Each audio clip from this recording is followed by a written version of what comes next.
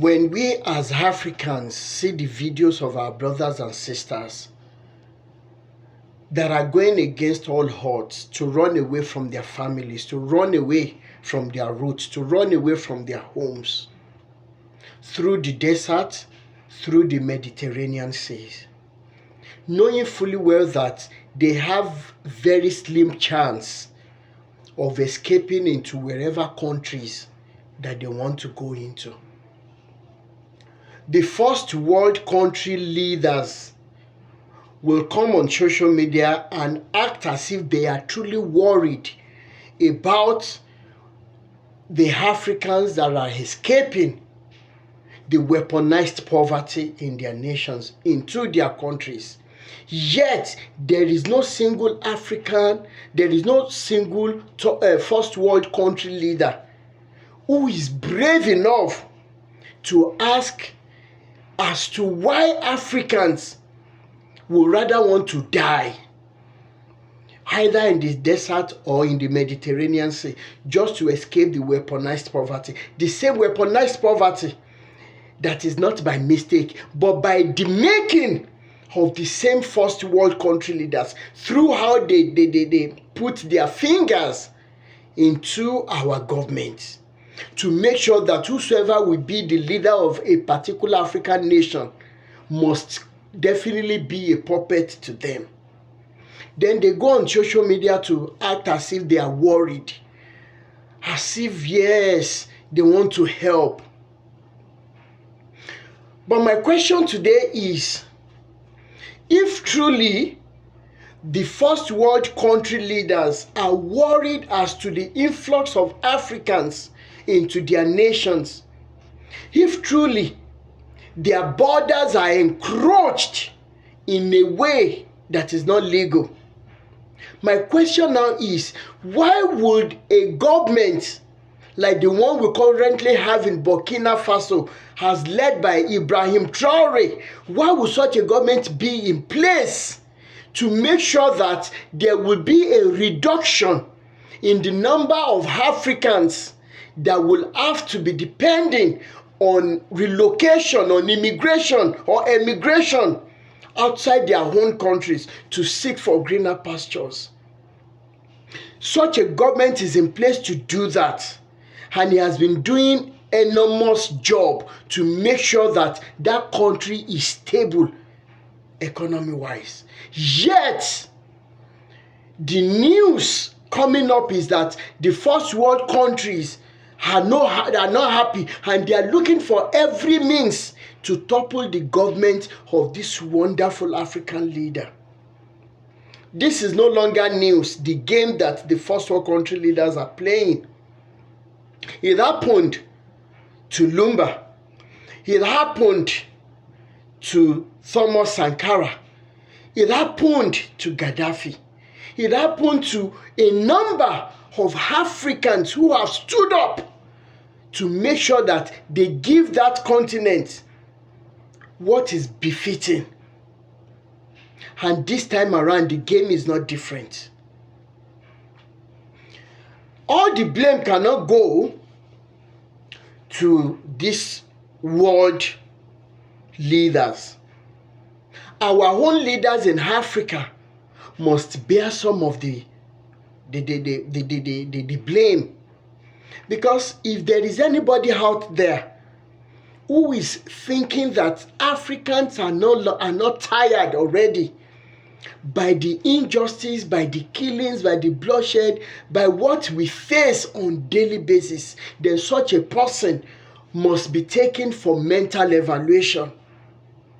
And as a matter of fact, it is not every African who is in diaspora who sees himself as a lucky person. No, it's not all of us. And as a matter of fact, some of us wish we could be back home and experience what we call safety, and experience what we call at least averagely decent life. What exactly are African youths asking for? Gone are the days we were having that bright future, we're having such ambitions has to marry, to be able to marry, have a really sized home and everything, a car. You leaders, both back home and in diaspora, you reduce this ambition to a level where the only thing we were seeking for was 1 square meal. Now, that 1 square meal ambition has been reduced to just survival, because it is a livelihood, it is somebody who is alive that will be crying for food. How much more are you willing for Africans to part away with, to sacrifice before you let that continent be? How much more do you want us to sacrifice? Now look at the issue of food scarcity. We have very arable, very, very fertile soil in so many parts of Africa, such that if the wickedness of these first world leaders are put aside, and there is a development of a mechanized farming in Africa, so many other continents will be benefiting from that alone. But no, the struggle for power to dominate in the most wicked manner is the reason why Africa is still the way it is. What am I saying today? African or first world countries must give reasons as to what Ibrahim Traore is currently doing that is hurting them, or that is not helping the whole world put together. Imagine, out of 50-something African countries that we have, if we have not less than 15 to 20 doing the same thing that Ibrahim Traore is doing today. Do you guys know that the problem of illegal immigration in these countries that we run to, it's going to be totally reduced? And of course, they would never want that to happen, because the best brains all over the world are majorly from Africa. The parasites are killing themselves, but they presume that they are killing the dog. That is the current situation now. Because a time will come that Africans will no longer have any tolerance level again. And we don't know what might happen then. Look at what is happening in Nigeria, for example. With all the resources, with everything that we have to boast of, including human resources. Why is it that our leaders are encouraged to steal money from that nation and bring into the same first world countries? We can no longer hide our faces, because the truth must be said.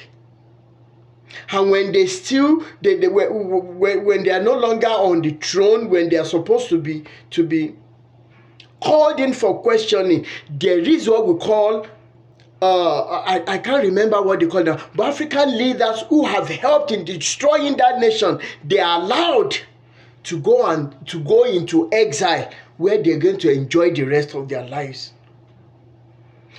I will make this first part of my submission. The second part will follow, because enough is enough. Africans are tired. Africans are bleeding. Africans are weeping. And there is no, I wish there are more serious words to describe what our people are feeling back home. My name remains Rotimi Daniels. Awíkòkò lójú ọlọ́rọ̀ tí bàbá ọlọ́rọ̀ bá gbọ́, kí ló fẹ́ fi mí ṣe? Ó dìgbà náà.